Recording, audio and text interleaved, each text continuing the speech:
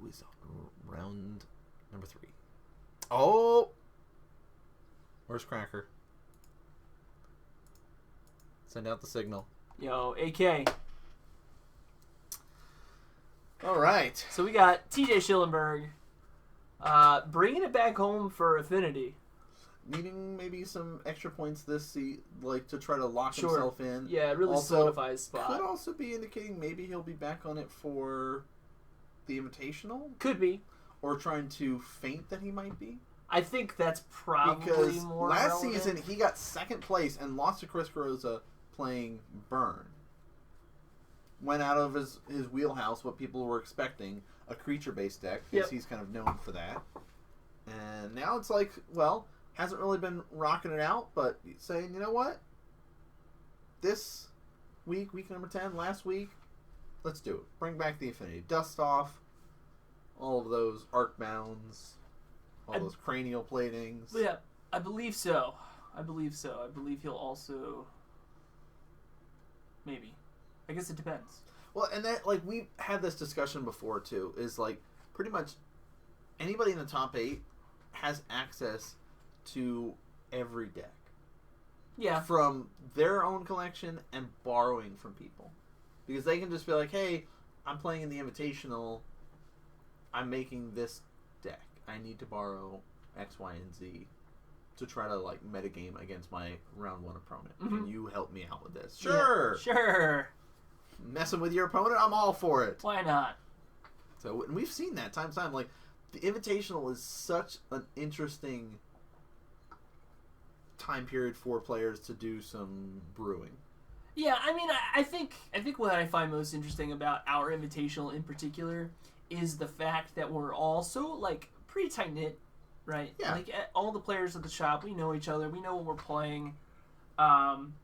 So we, at least in the top 8, they try to come up with these, like off-the-wall concoctions.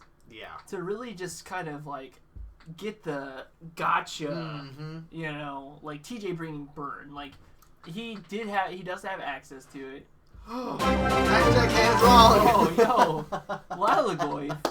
Thank you. Dude, thank you so much for that donation. $22 to let the world know that Nan is wrong. Nan is wrong. Dude, thank you so much for that. Holy moly. Nan is wrong. I've lost my point. The gotcha It's moments gone. from Yeah, the well, Invitational. Lyle just got me. So, well played.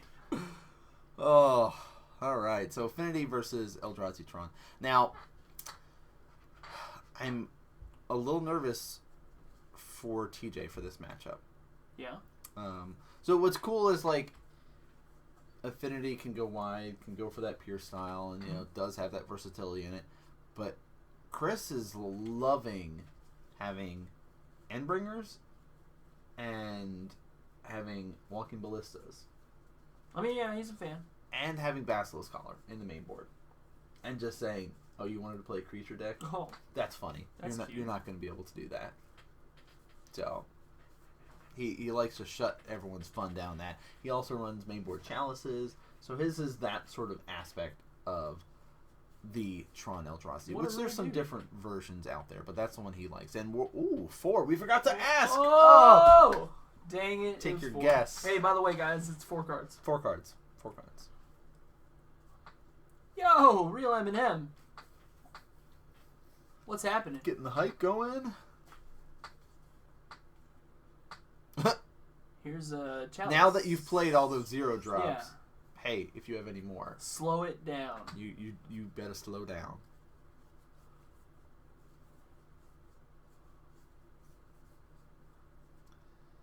All right, Arcbound.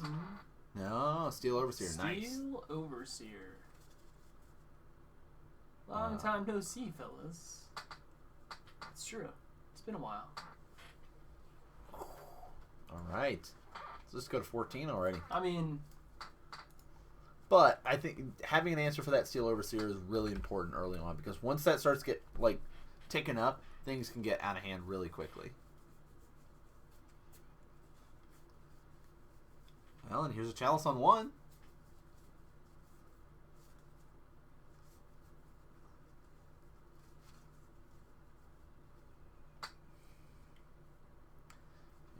Here's a Blink Moth. Is that Dionysus? Activate the ink. Swing in. Here's 2 poison. Oh my. 3 poison. Oh my. And 2 regular damage coming at you. Wait, no, you're not at 9. You are not at 9.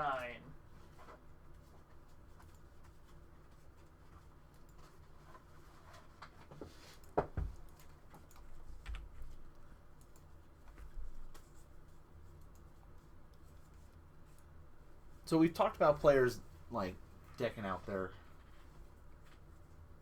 decks, making them look nice. Oh yeah, foiling them out, and TJ's one of those players that's like, I really want to all foil out my deck there, and opted for it. And well, I mean, you know what you like. Right? Yeah. You want to play a deck. You've committed to the deck.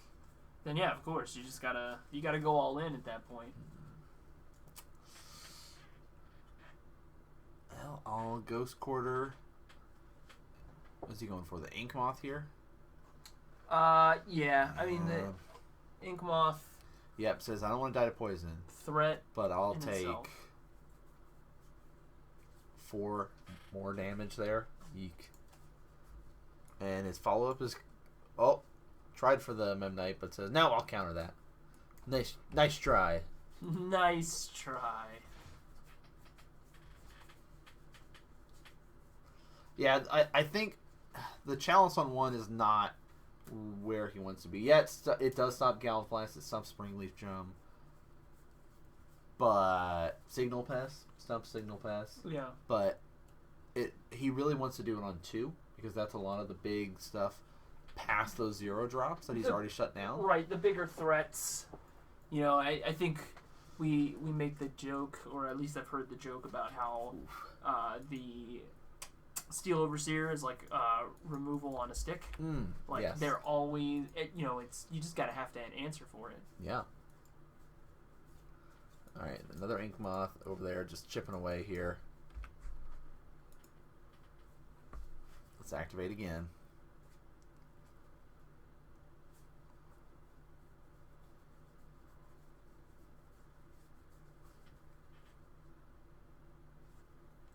Oh, Eldrazi Temple. Hey, are we gonna see some threats? Come on. Reality Smasher. In for a Reality Smasher. Well, so here's the thing. There's that poison that's still chipping away.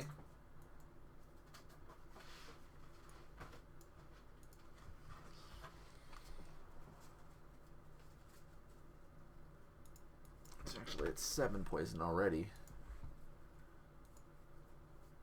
And there's 2 more coming across, so he'll be at 9.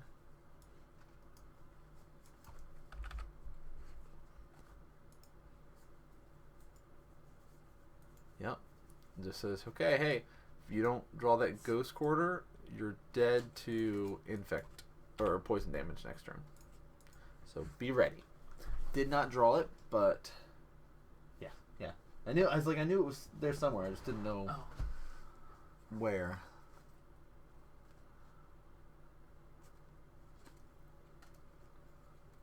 Oh, an Endbringer. Oh my. Little bit late though. It is a little bit late. He does not have haste. So here's that last point of damage to wrap it up for that first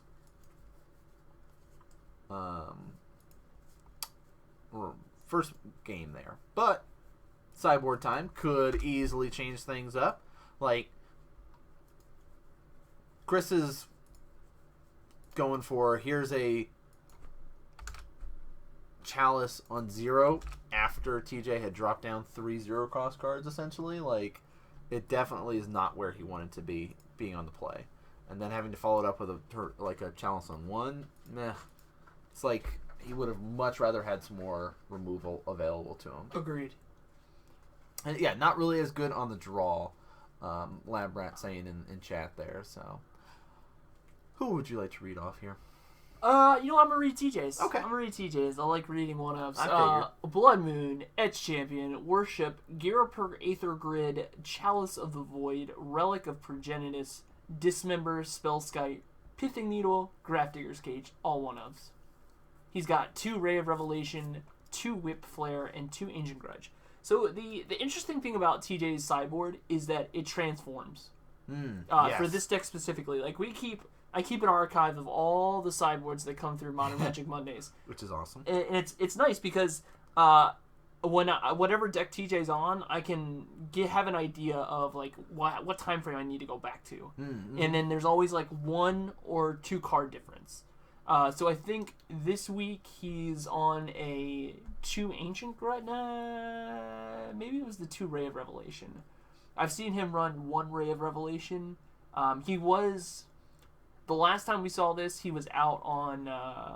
he had an Elish Norn. So he's not really worried about creature decks at this point in time. He's more worried about, I guess, big mana strategies.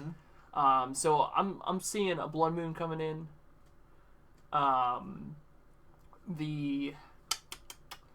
Probably the 2 Ray. Ancient Grudges. I don't hate Dismember. It's not. Yeah, I mean, we saw a little bit of a sneak peek and saw he did grab Worship as well. Worship's good, and also the Pithing Needle. Shut down those Endbringers. Yeah, Chris Carosa loves the Endbringer for good reason. Walking Ballista, and it is very impressive at times. So Chris has access to some cool cards in his sideboard. So he's got a Batter Skull, Sword of Fire and Ice, All His Dust, 3 Relic, 2 Filigree, 3 Ratchet Bomb, 2 Pithing Needle, 2 Surgical. So 2 Pithing I like, 3 Ratchet Bombs I like. You can make the argument for Filigree, drawing some cards, gaining some life off it is nice. So those are options. Worship seems terrible. So Worship is tough because if it's going against just like Reality Smasher, that normal Thought-Knots just swinging in, Worship is really nice. But if it is the grindier, here's my Endbringer, here's my Walking Ballista, then it's tougher because you're not likely to keep your creatures. Worship isn't bad against Affinity, assuming you're alive. Yeah, that's true. Ray of Revelation only hits enchantments. Ooh. Unlike... What is that? What was I thinking of? That red flashback for a green. Ancient Grudge. Ancient Grudge just hits artifacts and enchantments. Ray of Revelation is only enchantments. Wow. Well, I'll take it back then. I lied. But I think that you know there is that argument to make against like artifacts and stuff like that. Knowing there's Chalice and stuff, but he's not. He does have the ancient in there, in his list of. His 15. Is Chris running the Walking Ballista? He is. He's running a playset, and he's running the get that out of here. Basilisk Collar in his list too. So like his list, he does have a lot more artifacts available to him now, and so there's more ways to kill stuff if you're running Ancient Grudge, because I was gonna say I think Ancient Grudge is only artifacts. Oh, only artifacts. Oh yeah, but I mean again, it has those targets that he'll want to be hitting with it with Basilisk Collar and stuff like that.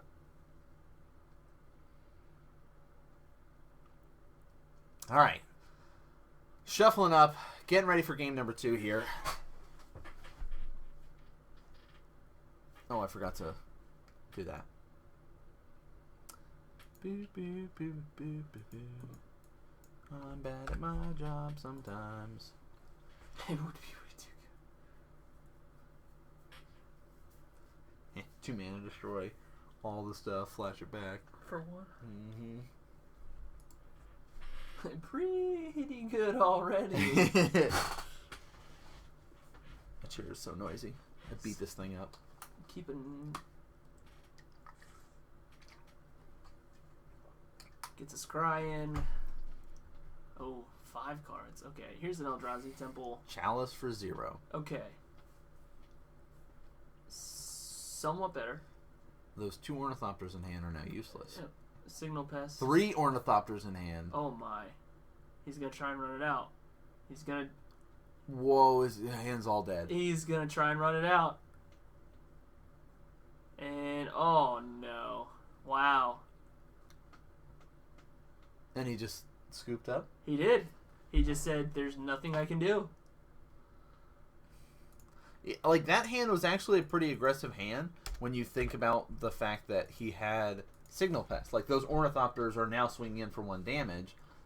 But, hey, Chalice for 0, no, you're not casting any of those. Yeah, I mean, I think that was it was a smart keep for Chris, and it was a bad keep for TJ. However, he was on 5 cards. Yeah, I think once you get down to 5, I think you just got to go, well, hey. Here's hoping it's not going to happen. Exactly. If he has the Chalice, whatever, we can just go to game 2. Right. 3.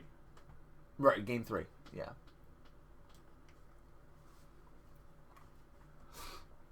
So we'll just shuffle up.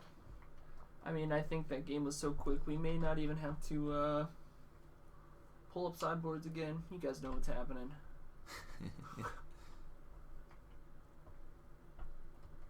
Doesn't look like they really made any changes anyway. Nah. Quiet chair. Making too much noise. Feels bad, man. That was rough. I mean, the Eldrazi Tron list that Chris is running is really impressive. Yes. Okay, just checking. Like, oh, you wanted to cast spells? No, that was cute. Now, I mean, a lot of people joke at the shop of Chris forgetting to read his cards because there's been times where, and you'll see a lot of people just be like start playing spells against Chris, even though there's Chalice, just to see because he's forgotten before. Yeah, but he was on point, like both those 2 games, like not having Chalice be forgotten. Well, that makes a point. I don't know. I would have waited to see if I could draw a Grudge and a Red Source. Chris's deck can be kind of slow. Yeah, that's true. I'm also nervous, though, with him leading with the Eldrazi Temple. Because it could just be like, alright, well, I have all these 0 drops. Pass. And then he follows up with a Tron piece. Mm-hmm. You know, nothing even. Pass back over. And then it's like a Thought Knot. And now it's a 4/4 out there. But I guess with TJ playing 4 cards here, he really valued being on the play over being on the draw for good reason. Oh yeah. I mean, I think, he was able to finally get some things out too. It's a Blink Moth, Ink Moth. Oh. Ugin Spirit, Raging Spirit. To what? There was a G and there was Spirit. We're in. Yep. Crash. Oh, cranial plating already. Yep, there we go. Hey, turn 2, you've just taken 5 damage. Perfect. Hey, remember that thing called a clock? We're on it.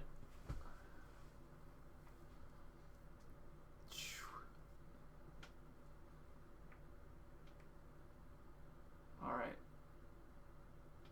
What do we got?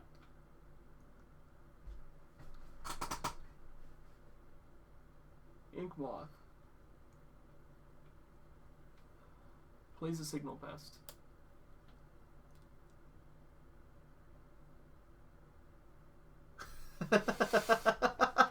Blink Moth Nexus. For a while. There's no time on the clock. I'd still be on game 1 if I was playing. 30 minutes left in the round. Warping Whale. Exile target creature with either 1 power or 1 toughness. Sure. So TJ's going to go to 19. Chris is going to go to 15. 14. 1 off the Vault Scourge there. Yeah. Ratchet Bomb. Okay. Well, you... Takes a little time to tick up. But this is like saying, hey, you don't want to activate your man lands here because he could just blow it up and, end up making you lose more creatures than you need to. It's going to be a little bit before he can blow it up to where he wants to.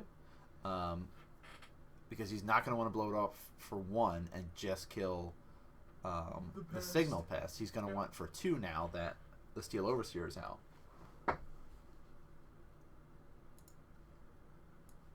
Chris, 1 or less. You're right. Down Thanks, to Lyle. 7. You can exile Ornithopters and stuff like that. I've also had people use it to get rid of Jace from Origins Where they can be like, oh, he's a 0/2. Bye. Spell skites. Bye. Non-land permanents. Oh. Destroys non-lands. Tower. Not what the doctor ordered. Nope. Tron is not assembled. Does he have an Oblivion Stone in hand? No. This is Ballista. Ballista for 2. Well. Okay. Kill off.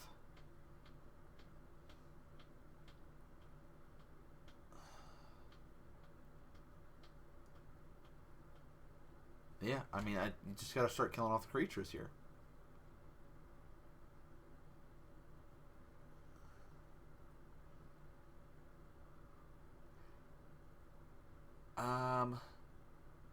Okay.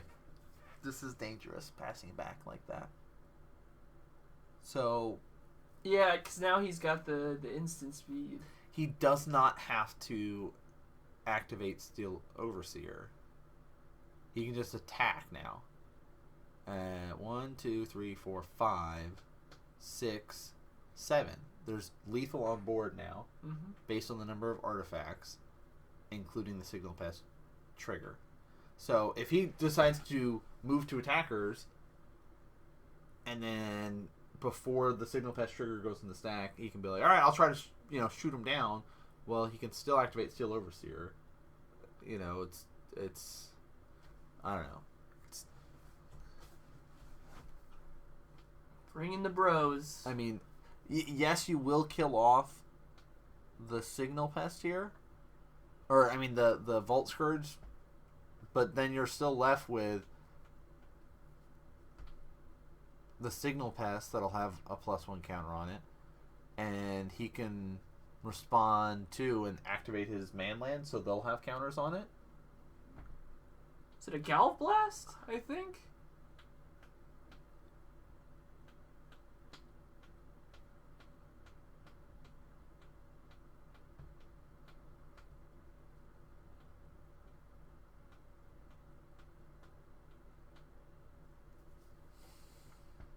Okay, blow up, kill off, Signal Pest here. So he should have done this at the start of combat before Signal Pest. Alright.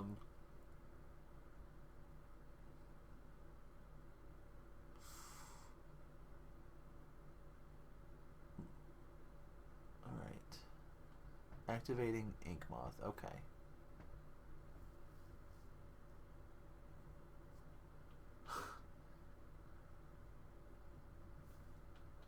Yeah, now I think he's just...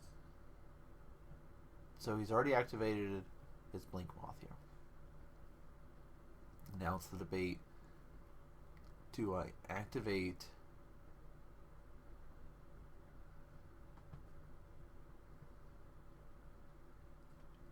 Ink Moth as well?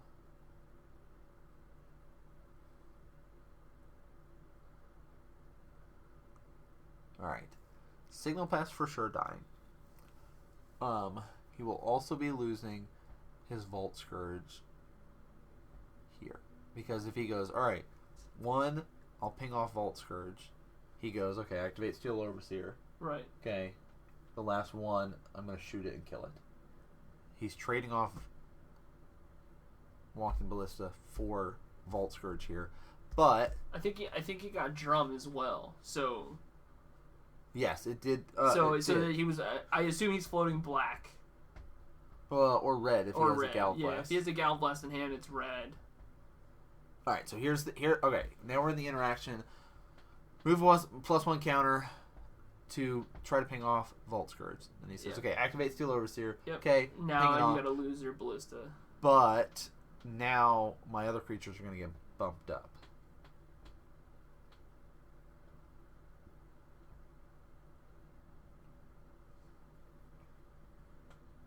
And then he quips Steel Overseer with the Cranial Plating with the Glimmer and the Mana Floating. The Mana Floating, so it was black. Yeah. Otherwise, he would have lost the mana Swamp. once it moves past. Had to happen there. Oh. Ooh. Okay. But Yeah, it's like he better start shooting that now.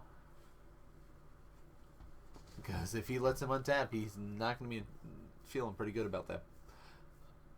Alright. Here's a Blink Moth that he just drew. So, Blink Moth. Is that the worship as Yeah, well? Okay. worship in hand. Yeah. Activate. Okay. Equip.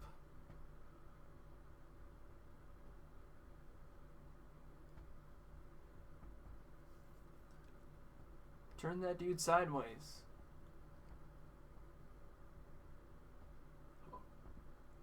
It's 4 damage. Could push it to 5. 1, 2. Since there's 2 artifacts. Blink Moth is 1/1 with a +1 counter, makes it 4.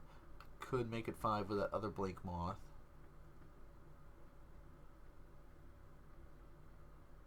Yeah. Make it 5. Put him to 2 life.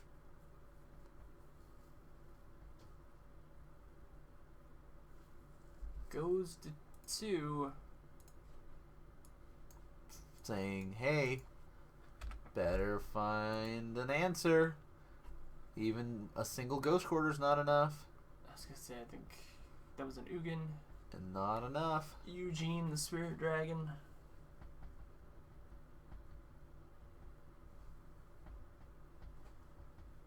Filigree Familiar. Alright. Gain some life. Sure. Goes back to 4. TJ's gotta read it. It's that dumb fox. Dumb robot fox. What did he draw?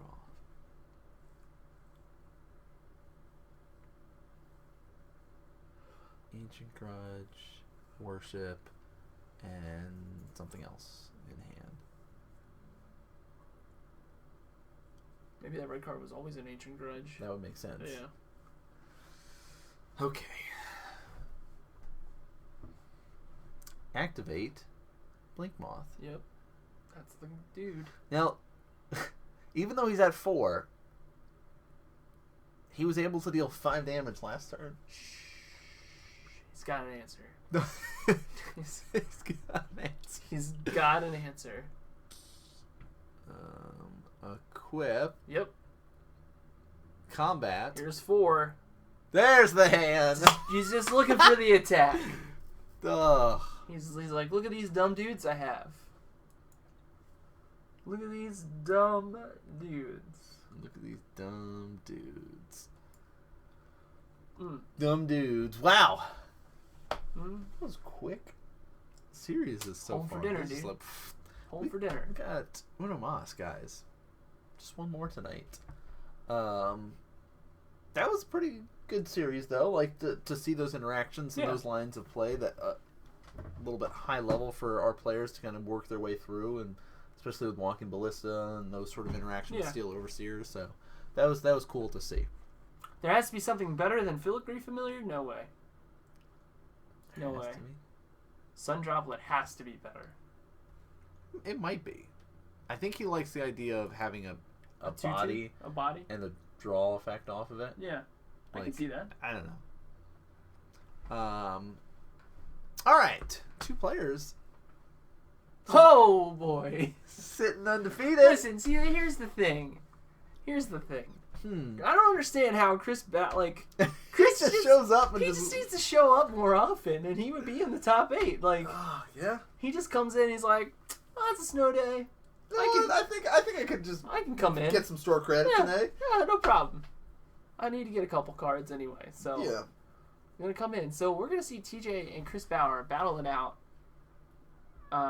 We talked about TJ. He's already locked into the top 8 for the season. Yes. But Chris could, come in here. Oh my.